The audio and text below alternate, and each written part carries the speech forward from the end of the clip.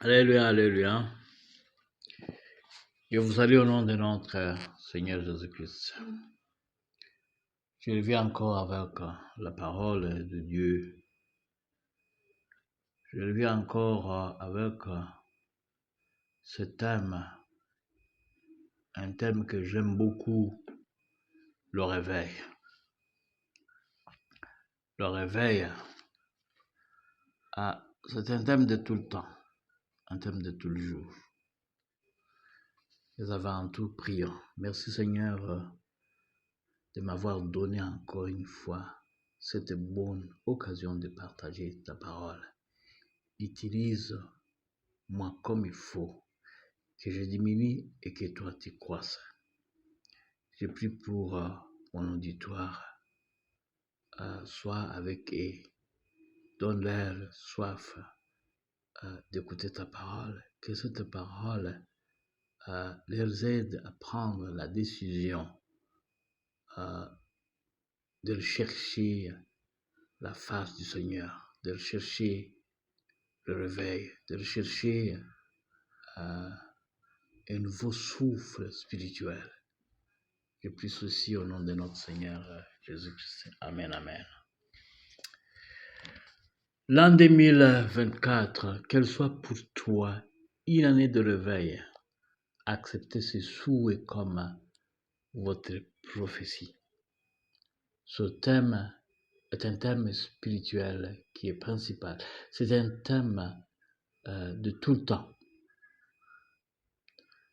C'était en août 2021.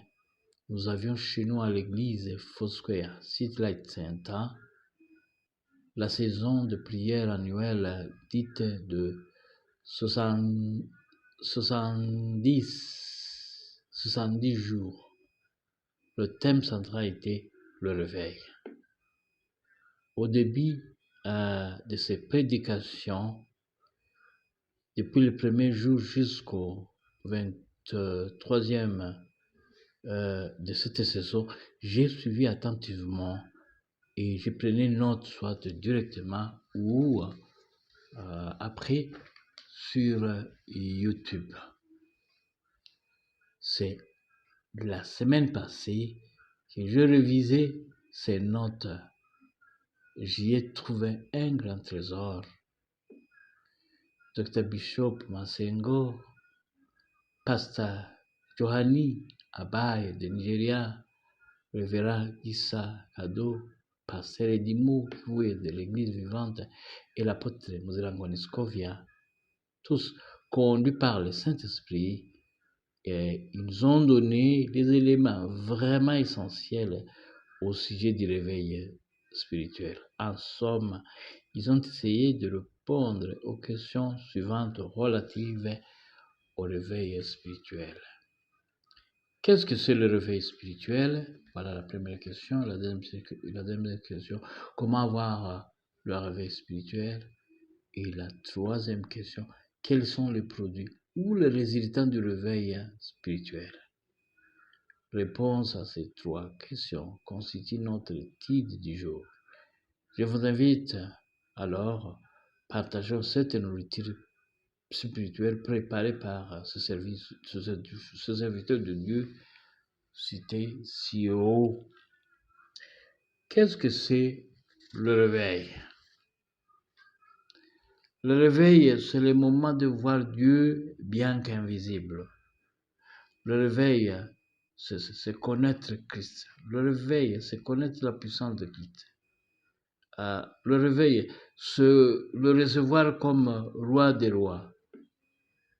C'est lui qui accepte de dominer notre vie. C'est accepter d'être guidé par le Saint-Esprit. Le réveil, c'est la pluie de guérison. Le réveil, c'est la pluie qui ouvre toutes les portes de bénédiction. C'est la pluie qui amène un nouveau souffle de la vie. Le réveil, c'est la nouvelle Pentecôte.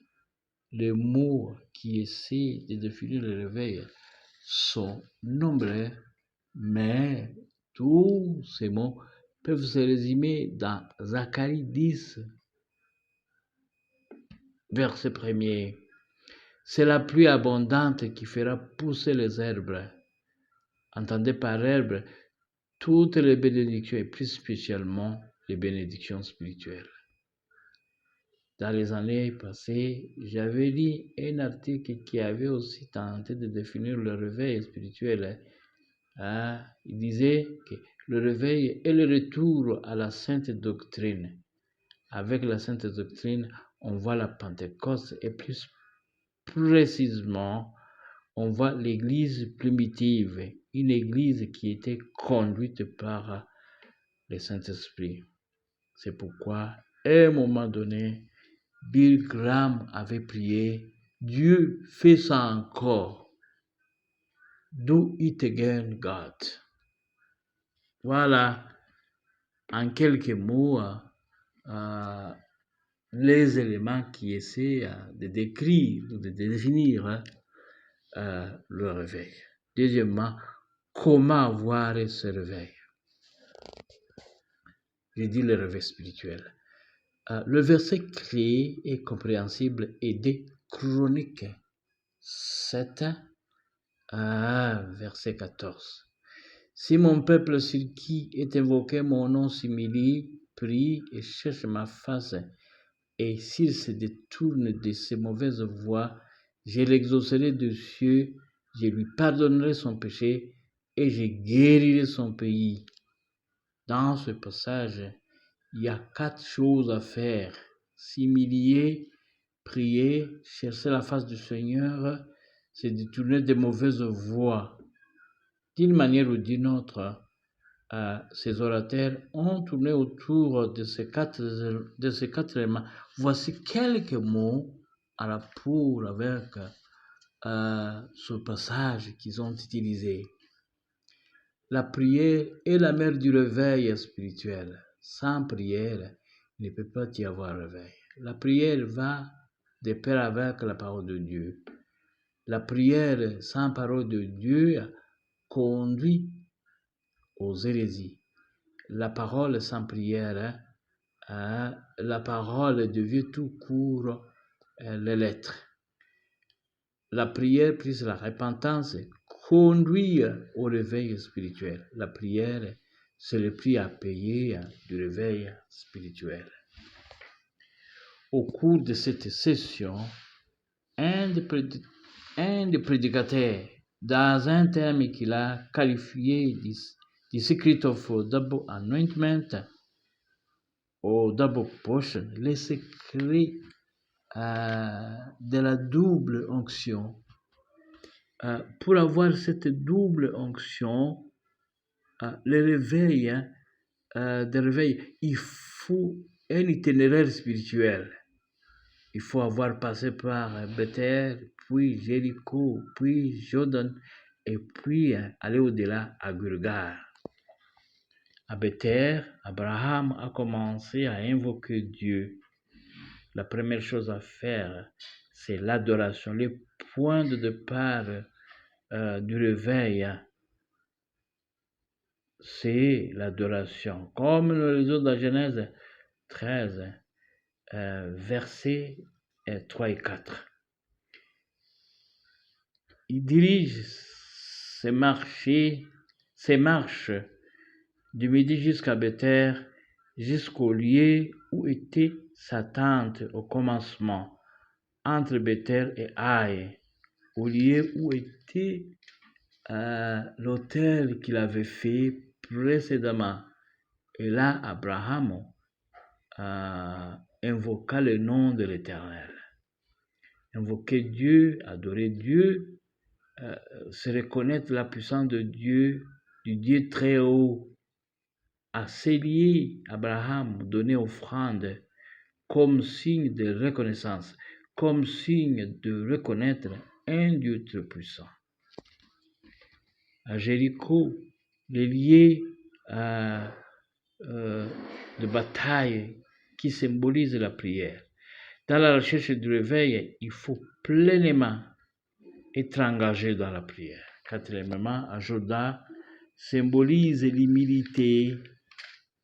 Dans cette démarche de réveil, il nous demande de prier, mais avec humilité. Nous devons faire sacrifice. Nous devons nous priver de quelque chose au profit du réveil spirituel. Tout réveil a été caractérisé par la prière avec humilité. 4. Au-delà du Jourdain, c'est à Gilgal. C'est au-delà qu'on reçoit la double onction. Quand nous lisons Genèse 22, 5, et Abraham dit à ses serviteurs, restez ici avec l'âne, moi et le jeune homme, nous irons jusque-là pour adorer et reviendrons auprès de vous. Abraham avait franchi un grand pas de la foi. Il était déterminé. Il s'était séparé de ses serviteurs. Il était allé loin pour sacrifier Isaac. Dieu voya sa foi. Il épargna Isaac et lui donna quoi à offrir. Je suis sûr, la foi d'Abraham s'est accrue à cause de ce que Dieu venait de faire pour lui. Quand nous lisons aussi Josué 5, 1, c'est au-delà du Jourdain que Dieu ordonna de faire circoncire pour la deuxième fois les enfants d'Israël. La deuxième circoncision, c'est la repentance. Quand on parle de Gilgal, on voit la vraie repentance. Un autre orateur, lui, nous parle des phases du réveil. La première phase, tout réveil nécessite les intercesseurs. Il y a les gens qui doivent intercéder pour le réveil. Deuxièmement, ou bien la deuxième phase, tout réveil a comme fonction la parole de Dieu.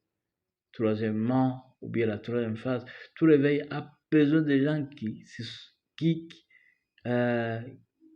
qui le soutiennent parce que chaque réveil a un prix à payer. Quatrièmement, tout réveil demande l'humilité. Cinquièmement, tout réveil a besoin de gens déterminés, les gens qui voient le résultat final du réveil. Sous ce dernier point,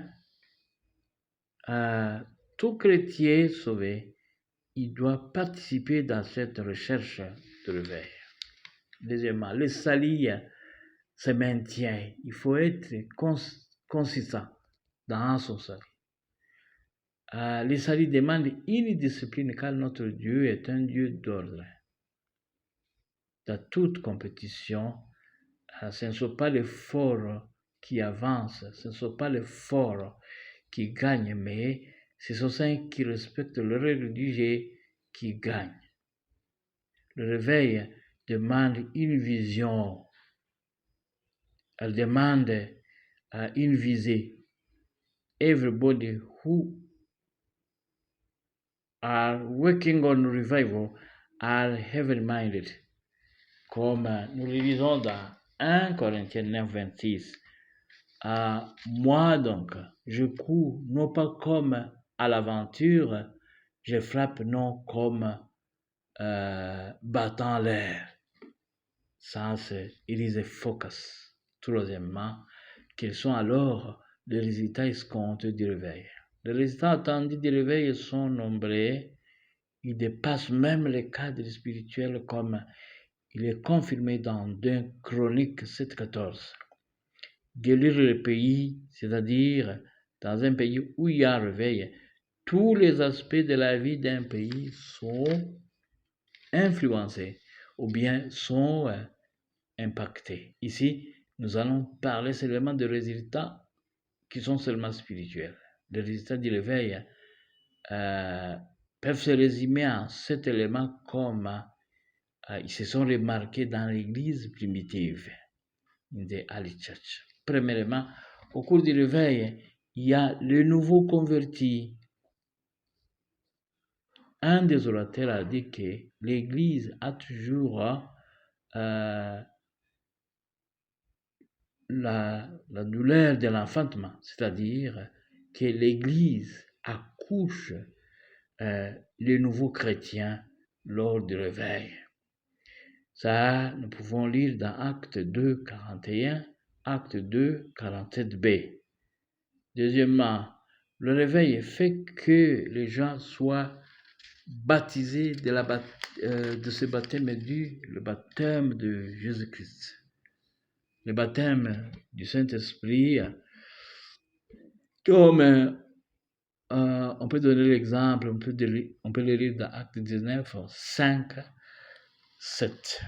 Troisièmement, lors du réveil, les gens craignent le péché et s'ils pêchent, il faut tout pour se repentir. Comme nous pouvons le lire dans Matthieu 4, 17, Marc 1, 4, 5.